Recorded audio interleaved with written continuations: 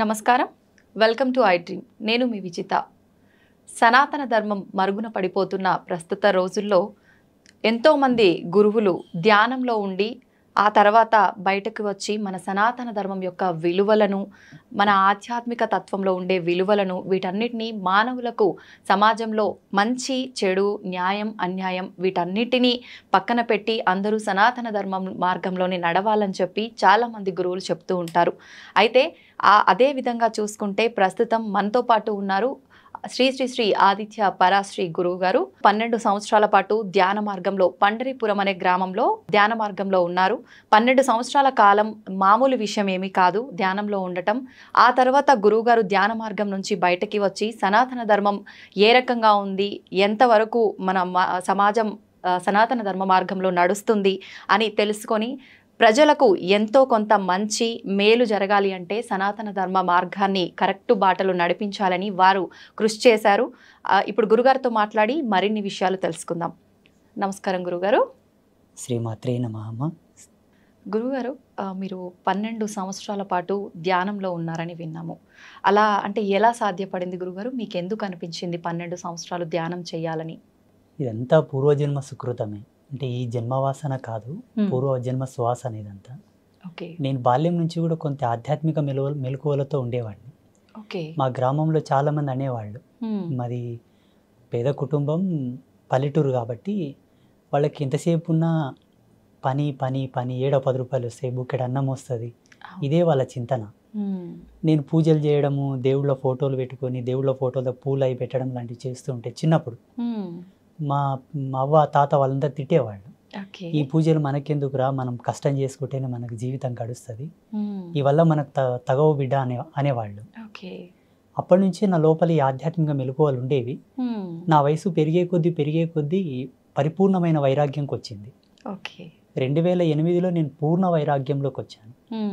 2008 ఆషాఢ శుద్ధ ఏకాదశి రోజు పండరిపుర క్షేత్రంలో చాలా పెద్ద ఉత్సవం జరుగుతుంది పాండురంగ స్వామికి.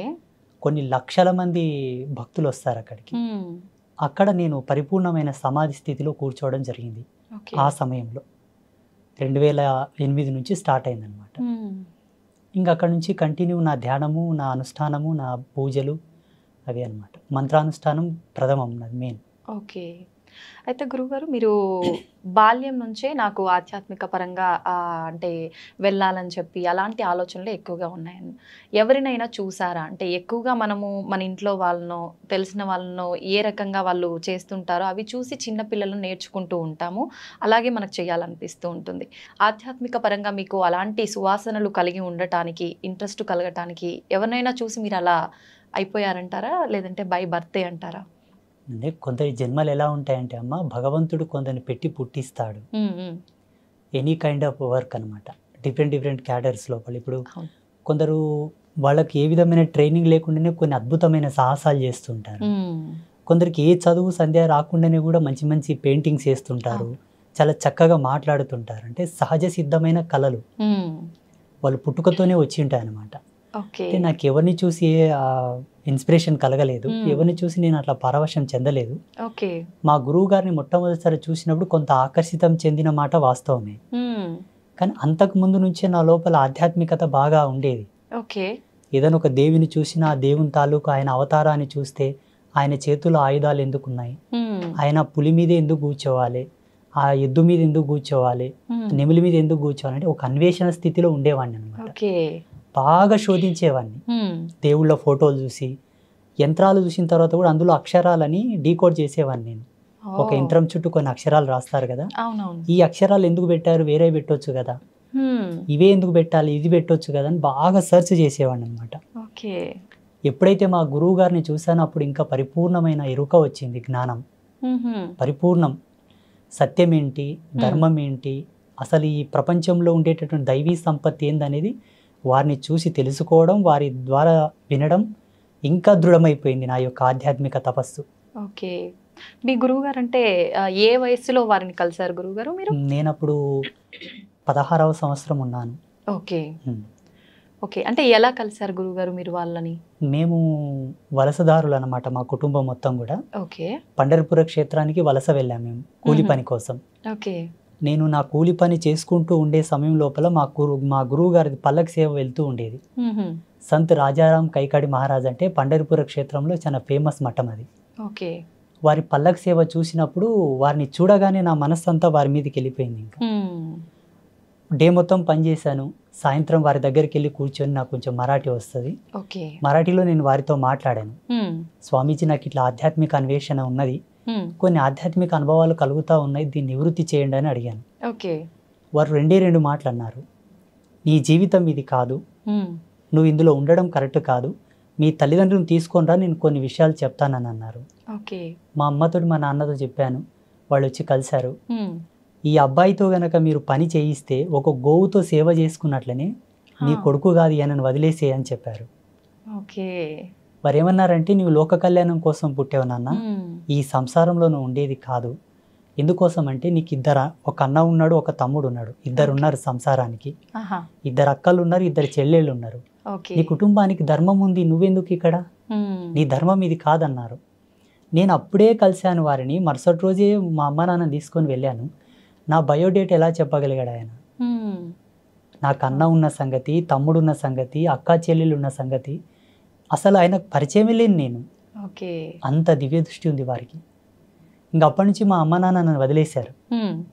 అప్పటి నుంచి పరిపూర్ణ ఆశ్రమ ధర్మంలోకి వచ్చేసాను. ఇంకా ఇప్పుడు ఎప్పుడైతే వారు నా గురించి చెప్పారో అప్పుడు నాకు అంటే ఆలోచన అనేది మారిపోయింది కంప్లీట్గా. ముందుగానే మీరు ఆధ్యాత్మిక పరంగా కొంచెం ఇంట్రెస్ట్ ఎక్కువగా ఉంది కాబట్టి గురువుగారు ఆ మాటలు చెప్పగానే, కానీ గురువుగారు మామూలుగా మీకుంది ఓకే, కానీ పేరెంట్స్ ఎక్కువగా సపోర్ట్ చెయ్యరు.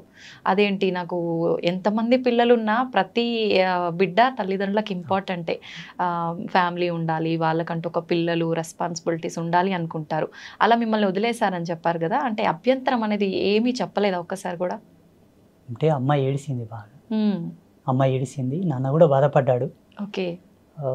ఇంకా వాళ్ళు అర్థం కూడా చేసుకున్నారు నేను చేసే పనులు అట్లా ఉండేవి.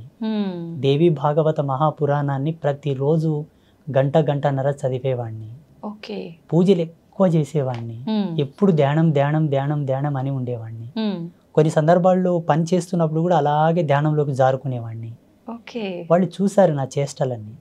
ఈ స్వామీజీ చెప్పిన మాటలకు, నేను జీవించే జీవన విధానానికి వాళ్ళకి అర్థమైపోయింది. వీడు చేసే పనులు అలాగే ఉన్నాయి, ఈయన చెప్తుంది కూడా వాస్తవమే కాబట్టి ఇది సత్యం, ఇంకా దీంట్లో అనుమానం ఏమి లేదని వాళ్ళు మనసును దృఢం చేసుకున్నారు. ఇంకా దృఢం చేసుకొని ఇంకా వదిలేశారు నన్ను కంప్లీట్గా. గురుగారు, మామూలుగా చిన్న ఏజ్ అనగానే ఆడుకోవటం, పిల్లలతో కలిసిమెలిసి తిరగటము, ఇలాంటివి చాలా ఉంటాయి.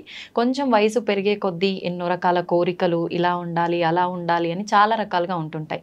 మీరు చూస్తే 16వ సంవత్సరంలోనే మొత్తం ఆధ్యాత్మికం సైడ్ వచ్చేసారు. మీకు ఆ రకంగా ఎప్పుడు నేను ఇలాంటి ఒక లైఫ్ని మిస్ అయ్యాను అనే ఆలోచన ఎప్పుడు రాలేదంటారా? ఇక్కడ మనకు జన్మవాసనను 3 విధాలుగా 3 భాగాలుగా చెప్పవచ్చు. మనిషి జన్మను మూడు ధర్మాలతో చెప్పింది మన సనాతన ధర్మం. కర్మజన్మ, కారణజన్మ, కామజన్మ. కామజన్మ అంటే వాడు పుట్టుకతోనే కామ కలాపాలతో అనురక్తి కలిగి ఉంటాడు. ఎవరిని చూసినా మనకు అదే దృష్టి ఉంటుంది, కామ దృష్టి వెళ్తుంది అనమాట, స్త్రీ కానీ పురుషుడు కానీ.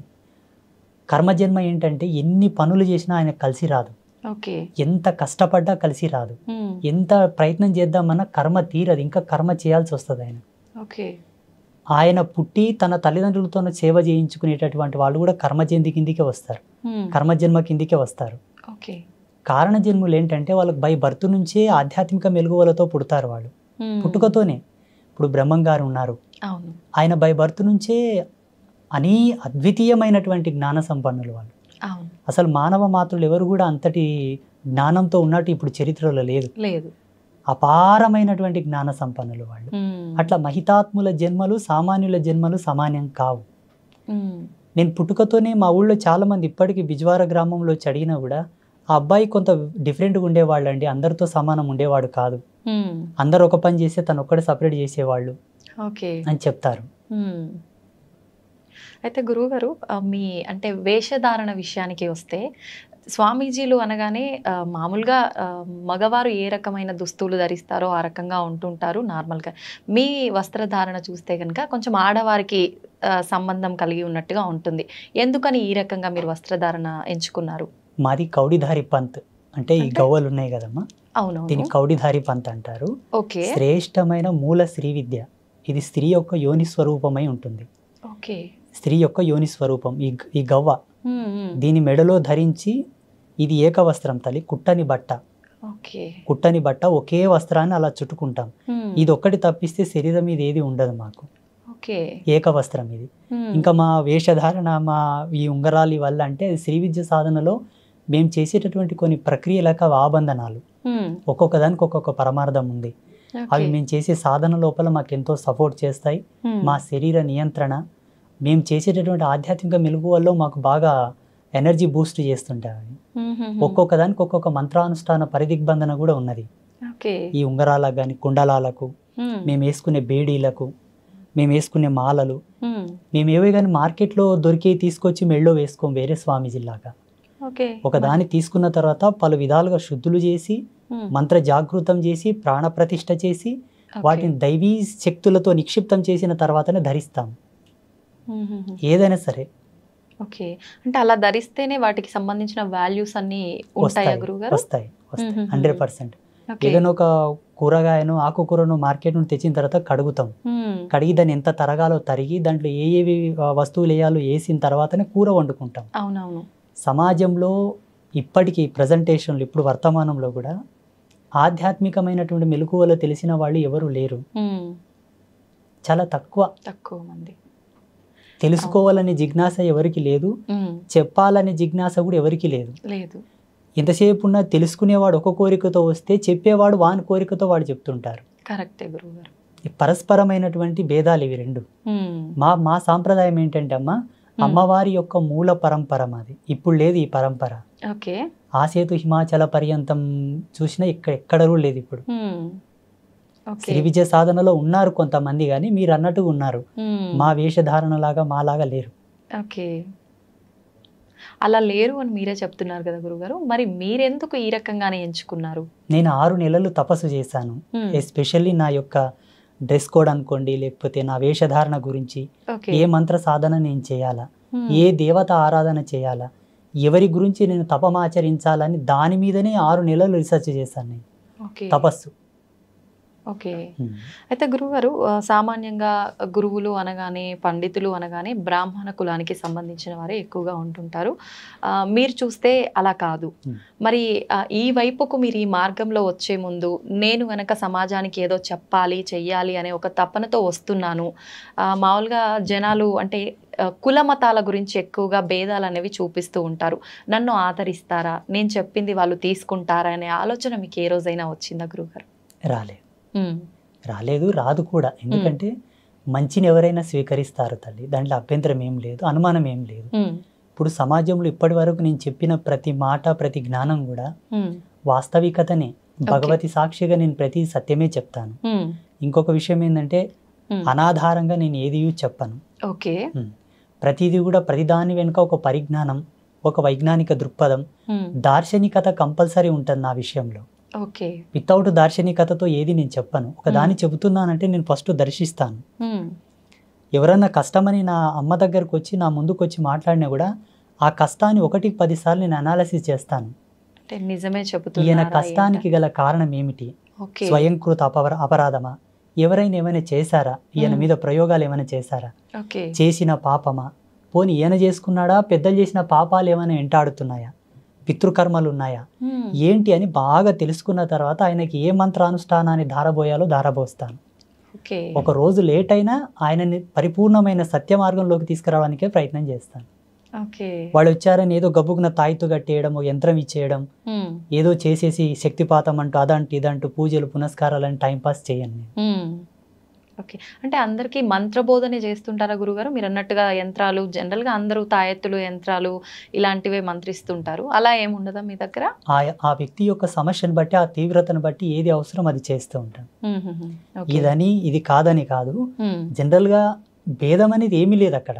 ఆయనకు తాయెత్తు అవసరం అయితే ఇమ్మీడియట్లీ తాయెత్తు రెడీ చేసి ఇస్తాను, తీసుకున్నా ఇలా ధరించు, ఈ నాళ్ళకు నీకు మంచిగా అవుతుంది పో.